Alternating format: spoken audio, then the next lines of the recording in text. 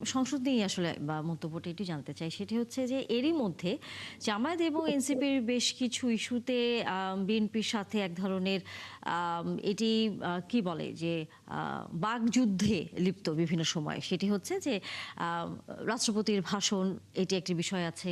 তারপরে হচ্ছে সংবিধান সংস্কার পরিষদের সদস্য হিসেবে বিএনপি শপথ নেয়নি, সেটি নিয়ে তারা বলেছে। এই বাস্তবতায় থেকে বিরোধী দল হিসেবে জামায়াত এবং এনসিপিকে কিভাবে বলা যায় নমনীয় অবস্থায় রাখবে বিএনপি, আপনার কাছে কি মনে হয়? আপনাকে ধন্যবাদ। প্রথম কথা হচ্ছে, আমার কাছে এই সংসদটা স্বপ্নের সংসদ। দীর্ঘ 17-18 বছর লড়াই সংগ্রাম সবাই মিলে একটা কর্তৃত্ববাদী শাসনকে পরাভূত করে গণতান্ত্রিক ব্যবস্থা ফিরিয়ে আনা সম্ভব হয়েছে। তারপর একটি স্বচ্ছ গ্রহণযোগ্য নির্বাচন হয়েছে, যেটির প্রত্যাশায় দীর্ঘদিন মানুষ অপেক্ষা করেছে। গত 3টা নির্বাচনে মানুষ ভোট দিতে পারে। এবার তুলনামূলকভাবে মানুষ ভোট দিয়েছে তার পছন্দের প্রার্থী, মার্কা, দল।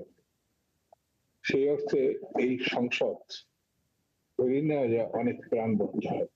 যেমন এই সংসদের নতুন সংসদীয় দলের নেতা, ঠিক তেমনি বিরোধী দলের নেতাও হচ্ছে, এবং এক ঝাঁক তরুণ আছে যারা এই সংসদের প্রথম হলেও তাদের গণতান্ত্রিক আন্দোলনে বিরোচিত ভূমিকা ছিল। অর্থাৎ নতুন এবং পুরাতনের সমাবেশে সবাই ধারণা করছে যে এই সংসদ অত্যন্ত প্রাণবন্ত হবে। দুই, মানুষের জন্য সংসদ, দেশের জন্য সংসদ। সংসদ রাজপথের রাজনীতিকে কেন্দ্রীভূত করে পার্লামেন্টের মধ্যে। সেই দক্ষতা বিরোধী দল এবং সরকারি দল এবং অন্য যারা আছেন তারা সবাই মিলে তাদের দক্ষতাটা যদি সেই জায়গায় নিয়ে যেতে পারে, অর্থাৎ আমার কাছে মনে হয়েছে তাৎক্ষণিক বিবেচনায় যে কোনো দলই রাজপথে বেরিয়ে আসতে পারে, কিন্তু তার থেকে তার দক্ষতা হচ্ছে সরকারের মুখোমুখি হওয়ার চমৎকার সুযোগ পার্লামেন্টে।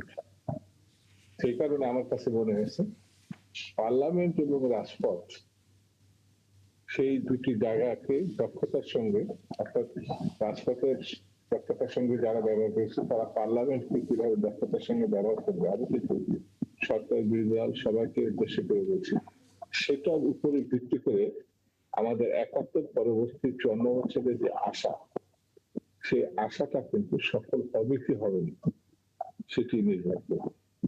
সেই জন্য আমরা অপেক্ষা করব যে আগামী 12ই মার্চ যে পার্লামেন্ট বসবে, সেই পার্লামেন্টে যেমন নতুনরা আছে, পুরাতনরা আছে, তবে নতুনরা জাতির আশা আকাঙ্ক্ষা যেমন রাজপথে দক্ষতার সঙ্গে তারা প্রমাণ করেছে, পুরাতনরা দক্ষতার সঙ্গে প্রমাণ করেছে, তারা পার্লামেন্টকে ব্যবহার করতে সক্ষম হবে, এটা আমি প্রত্যাশা করি এবং এটা আমি জি দৃঢ়ভাবে বিশ্বাস করি।